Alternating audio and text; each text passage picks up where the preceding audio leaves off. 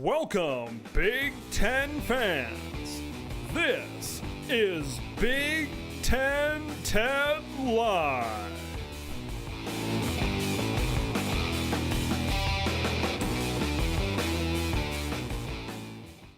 And here we are, ladies and gentlemen, Big Ten Ted Live, here in the friendly confines of the Big Ten Ted studio. Thanks, everybody, for joining me tonight. Man, we've got a lot to talk to because if you look at the calendar these days, it is month number 3.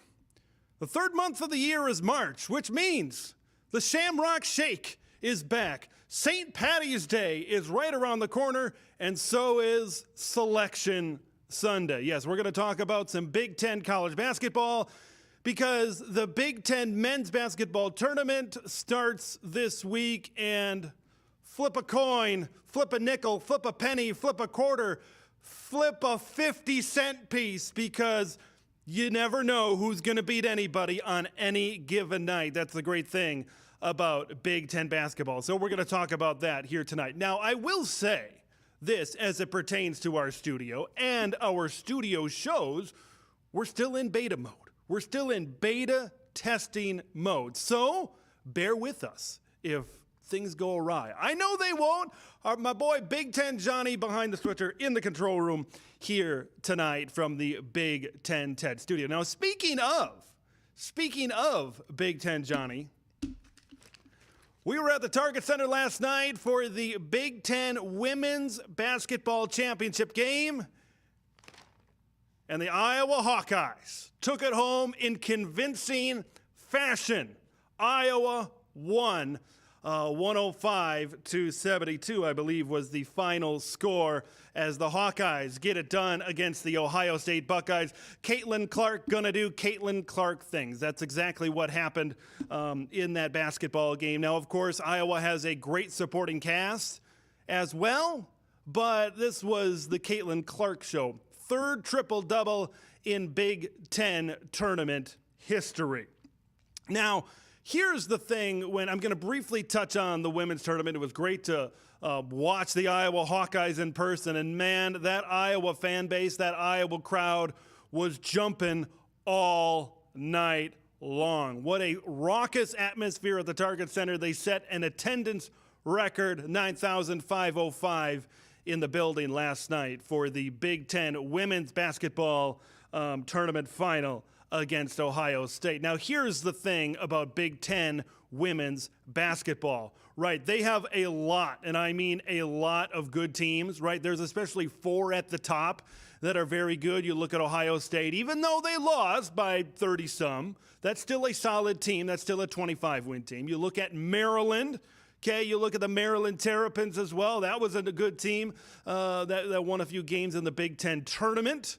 Okay, and then you kind of keep going down the pike, and, of course, you take a look at the Iowa Hawkeyes and the Indiana Hoosiers. Now, Indiana was up by 20-some-odd points in the semifinals, okay, and Ohio State came back to beat the Hoosiers. But when we talk about Big Ten women's basketball right now, we're going to get to the men's tournament in just a little bit, but when we talk about the Big Ten and Big Ten women's basketball right now, they got to get somebody back to the Final Four, right? That's got to be the discussion right now. They've done a good job in terms of depth, right? Just like the men. Now, maybe the women have a little bit more higher-ranked teams at the top than the men do right now, but really, the women need to get a team to the Final Four because they've gotten to the Elite Eight, right? They've gotten teams in the Sweet 16, the Elite Eight. They just haven't made the jump to the Final Four in quite a long time. I was able to get in on the press conference with Iowa head coach Lisa Bluder after the game last night, and she echoed that sentiment that the Big Ten this season, to take that next step forward, needs to get a team to the Final Four. I mean, this is the strongest this league has ever been. And you look at the top, 6 teams, the top 4 teams in this conference, it's amazing. And any one of them, I think, can make to the Final Four. Maybe more than one. I think it's that good of a conference. We need to get somebody in the Final Four. And I think the Big Ten knows that. All of us coaches know that. We feel like we've been really close, but it's been a long time since Michigan State was in there.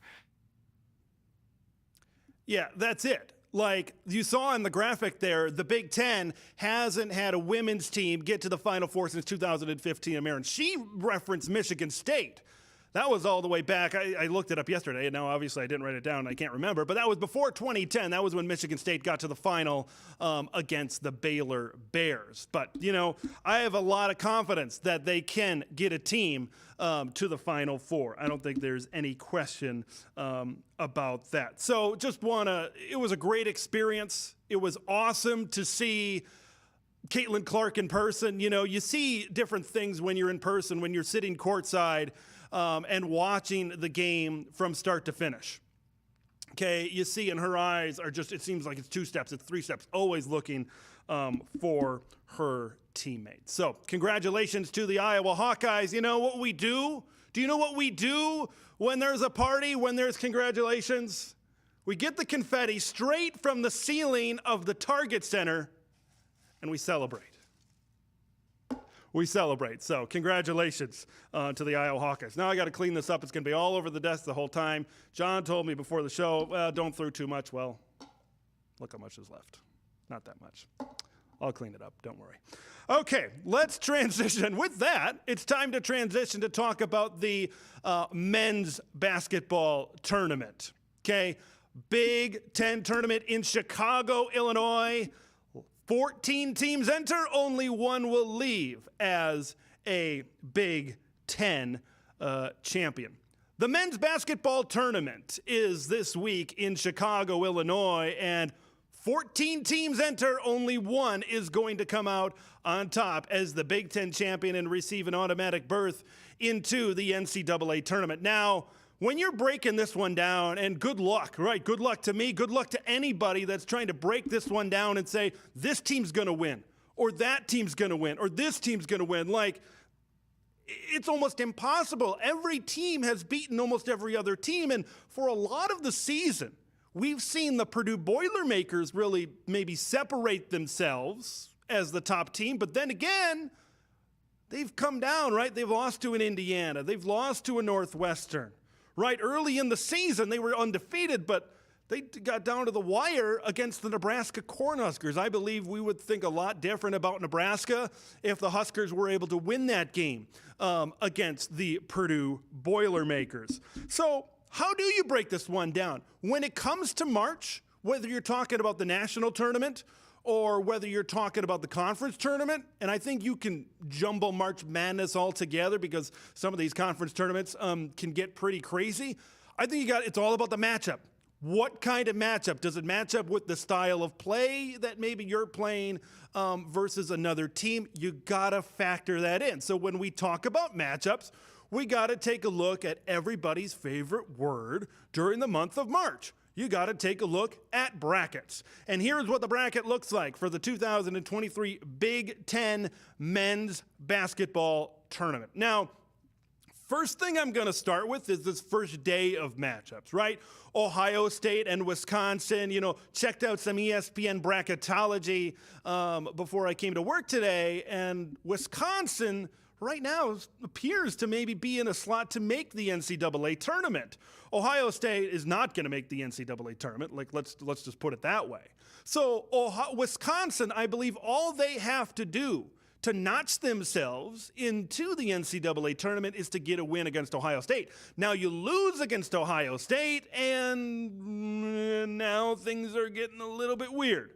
Things are getting a little bit on the bubble, as they say, for the Wisconsin Badgers, okay? And then you take a look at that other game, Minnesota and Nebraska. Man, it's been a tough year for Minnesota basketball. Of course, women's coach Lindsey Whalen just resigned, and Ben Johnson and the Gophers men's team have only won 8 games. Yes, 8. 1, 2, 3, 4, 5, 6, 7, 8 games this year in all the Big Ten, or overall. That's not just in the Big Ten. That's their overall win total this season. Fred Hoiberg in Nebraska. Okay, that's a program that's taking steps forward. Okay, let's not sugarcoat it. Nebraska has made steps, and just as I said before, Nebraska's not really in a conversation. They shouldn't be in a conversation. They're just barely over 500. Okay, I believe we might be having a little bit of a different conversation. I'm not saying they would be, but they might be a tournament team, or at least on the bubble. They're not on the bubble right now. Nebraska might be on the bubble if they would have gone out and if they would have held on and beaten Purdue in Lincoln earlier on this season. It did not turn out that way for the Nebraska Cornhuskers, but I digress. That is going to, assuming Nebraska advances past Minnesota, that's going to be a tough matchup for the Maryland Terrapins here this in the possible next day, in a possible Thursday game. Now, I'm going to go back. I'm going to jump back to Ohio State and Wisconsin, because no matter who wins that game, no matter who comes out on top, they got to play the Iowa Hawkeyes. And you know what about that Iowa team? They lost to both Ohio State and Wisconsin this season, so nothing's guaranteed for the Iowa Hawkeyes. Now, Iowa still looks like a tournament team, and the thing is, when they're at their best, this is a team that can maybe make a Sweet 16 run. This is maybe a team that can make an Elite 8 run.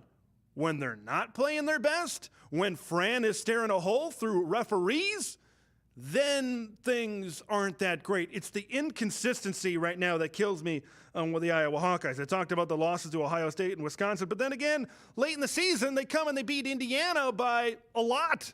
Right? I think it was more than 20 points they beat Indiana by. You know, Indiana is kind of going through their own things, which I'll get to them here in just a minute.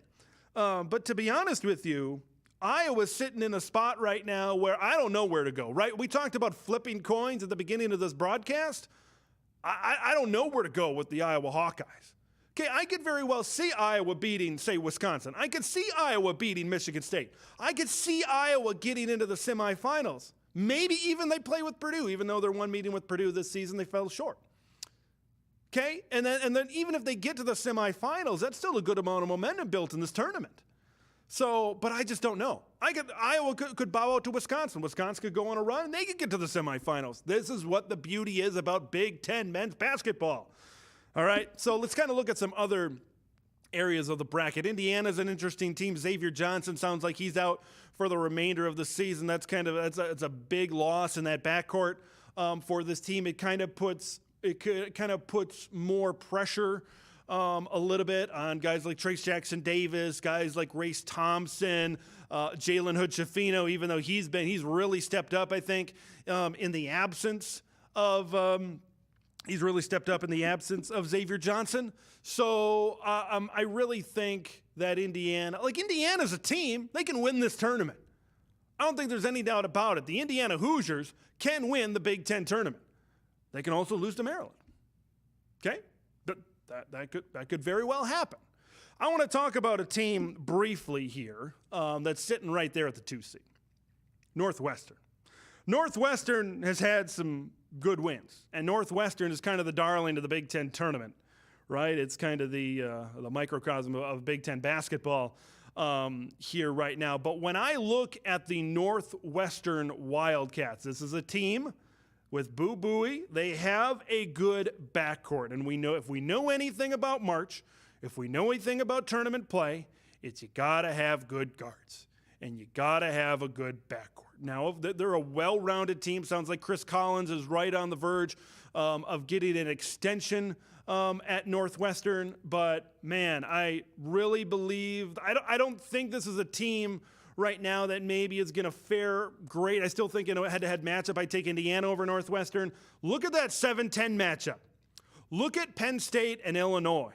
Those are two very interesting teams because right now, remember when Brad Underwood was getting on his guys? Man, has this team turned around. He said in a press conference the other day, I don't want to play us. We're a dangerous team, and I agree with him. This is an athletic team, right? This is a team that can get up and down the floor. They can play with pace. If you like guard play, Illinois and Penn State is going to be a fantastic matchup for you.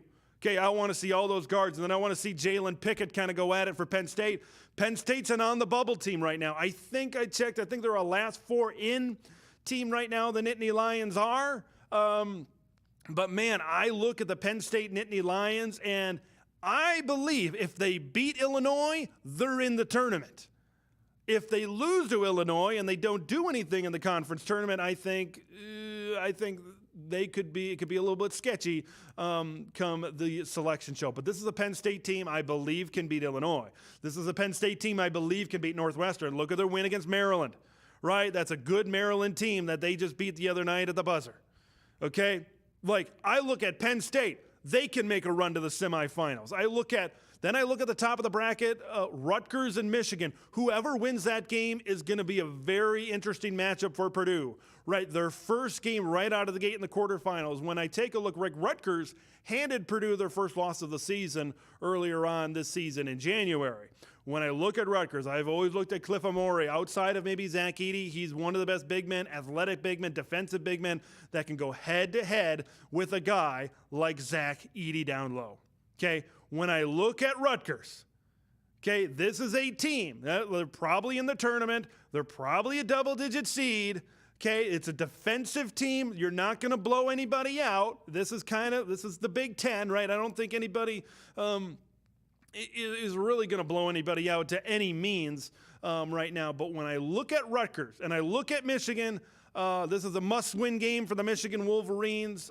If they lose, they could possibly be in the outside looking in terms of the NCAA tournament. When I look at Rutgers, man, a couple of wins, maybe they're a team that can get hot and lock some teams down here towards the end of the season as we approach tournament play. But man, when I look at all of this stuff, when I look at every single one of these matchups, these are great matchups. And this is what the Big Ten tournament is all about. It's about these great matchups leading into the NCAA tournament. When I look at teams that can maybe make a run, right? That's what we all love about March, right? We love UMBC. We love St. Peter's. We love those types of stories. Which teams inside the Big Ten can be that kind of story? I look at Penn State like I look at the guard play. A lot of times when you take a look at a team that can make a deep tournament run, it's a lot of times a good star guard that can lift you the way. I think Jalen Pickett can do that. They've got other good guards in that lineup as well. I look at Illinois. That winner of Penn State and Illinois, I don't want to play them. Okay, those are two teams that I think are going in the right direction and that are going to carry a lot of momentum come March Madness. I want to talk about Purdue. Purdue seems to be the odds-on favorite. I watched them about a week ago, and I'm like, man, outside of Zach Edey, a lot of times there's a lot of struggling from the supporting cast to really step up. That's, I think, the problem. Are you going to run into a team with a physical big man that can go man-to-man down low on the block with Zach Edey? Are you going to run into a guy that can body him up? Now, Purdue, you got to make shots. Braden Smith, you got to make shots. Fletcher Lawyer, got to make shots.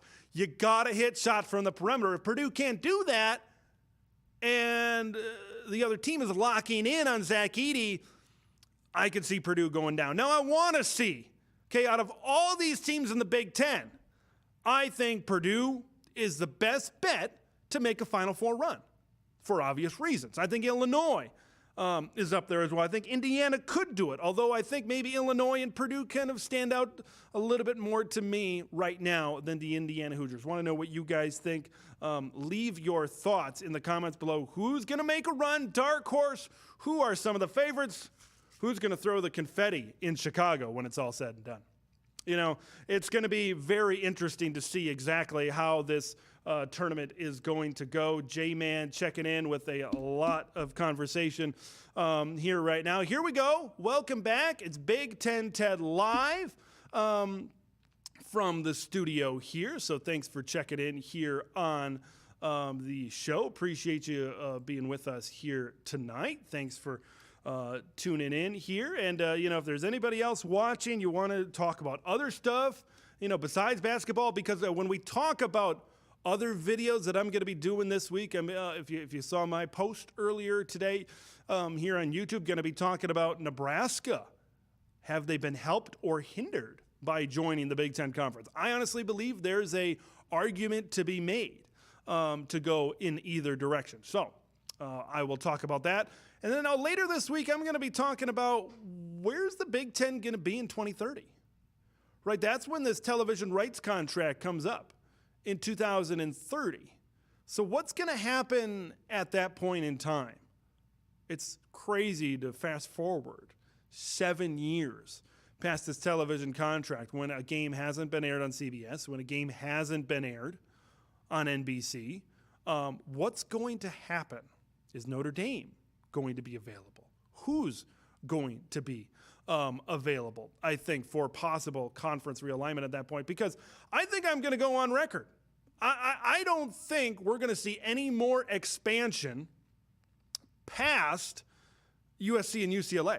There's been talk of Oregon and Washington. Man, there's so much talk going around and people saying my sources said this and my sources says that. Everybody's got sources except for me. I don't got sources. I just got this right up here. I tell you what I think, and I don't think there's going to be. I think what the Big Ten is going to do, they're going to feel out the travel situation with USC and UCLA, and then they're going to go out and then see what happens. So if the travel is too much, maybe you could see a Stanford, maybe you could see a Cal, maybe you see an Oregon, maybe you could see a Washington eventually join up. But I've said this in previous videos. I think the Big Ten is in the business of getting big-time markets, big-time brands like their last realignment moves. Nebraska, big brand, big fan base. Rutgers and Maryland were big-time markets, right? New York, New Jersey, DMV, the Baltimore, Washington, D.C., that type of area. And then Los Angeles with USC and UCLA. So that's, I think, how I view realignment. That's a very popular off-season topic. Conference realignment is. I get that. I know spring football. I know Michigan has started their spring camp. I know Nebraska has started their spring camp. So we're going to be talking about spring football eventually down the road here as well. But I'm really excited to see what's going to happen here with basketball as well as we continue to progress forward. Purdue, I think, is that way. I think there are a lot of teams out there that can make a run in Big Ten basketball. J-Man, not a fan of Michigan basketball down the stretch. You bring that up. The Michigan Wolverines, Juwan Howard, have brought out their inner Scott Frost. And I know it pains Michigan fans to hear that. But man, a lot of close losses for Michigan basketball. A lot of close losses for Juwan Howard right now. And it is tough for Michigan. Like I said, that first matchup against Rutgers is almost a must-win right now for the Michigan Wolverines. They got to go out there and find a way to win. Okay, and then you got to match up and you got to look respectable. You can't get run off the floor against Purdue. Okay, there's a lot of good players and coaches in the Big Ten. And when I look at a guy like Juwan Howard, I don't see an elite coach right now. And I think a lot of people might want to, I don't think people want to put him into the elite category, but I think a lot of people put him into the great category. I think that's where people want to see Juwan Howard end up. But, right now I just don't see it. I just don't see it happening for Juwan Howard. Good coach. I just don't think he's a great coach. That's kind of where I see right now. More from J-Man. He sees Iowa, Indiana, or Purdue winning the Big Ten. The one thing I would take from that, I probably would agree with you with Indiana and Purdue, but outside of that, I look at Illinois. Illinois is a good team right now. I think what they got what it takes to maybe make a run. And when I look at Illinois, I think from earlier in the season, a lot of young guys, right? You look at the experience that they had to replace with Trent Frazier, with Kofi Cockburn. There's a lot of really good players for Illinois. A lot of really good experienced players. Beginning of the season, talked to Brad Underwood at Media Days, and he said Trent Frazier could run my practice. Okay, he said that during his Media Days press conference. And then you bring in guys, like Sky Clark and some of these other freshman guards, Jaden Epps, like some transfers. There's a lot of new blood. There was a lot of new blood in Champaign, Illinois this season. So, and now you knew things like that take time. They take time to develop. They take time to form that chemistry, and it took time for Illinois, and it maybe took a couple of tongue lashings from Brad Underwood, but these things take time, and I think we've learned that with Illinois, and now all the players are saying, cameras aren't on us. Nobody's talking about us. Nobody's talking about the Illini. But when the cameras do point on us, and they say eventually the cameras are going to point on us, we're going to be ready, and we're going to expect all of the things that come with it. So I look at Illinois as a possible team that can make a run as well.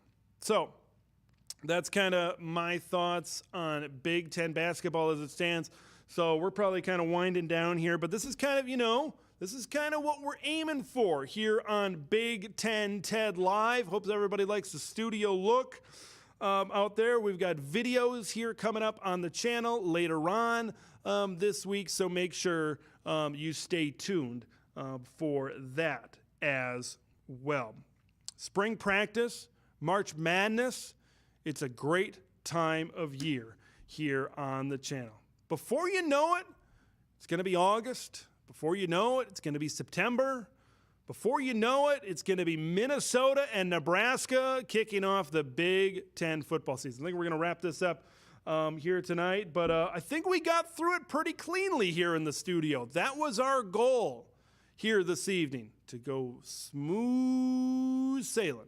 Smooth sailing. And I think that's exactly what happened here on Big Ten Ted Live tonight. So for Big Ten Johnny, I'm Big Ten Ted. Make sure you subscribe if you haven't already. Follow on Twitter at Big Ten Ted.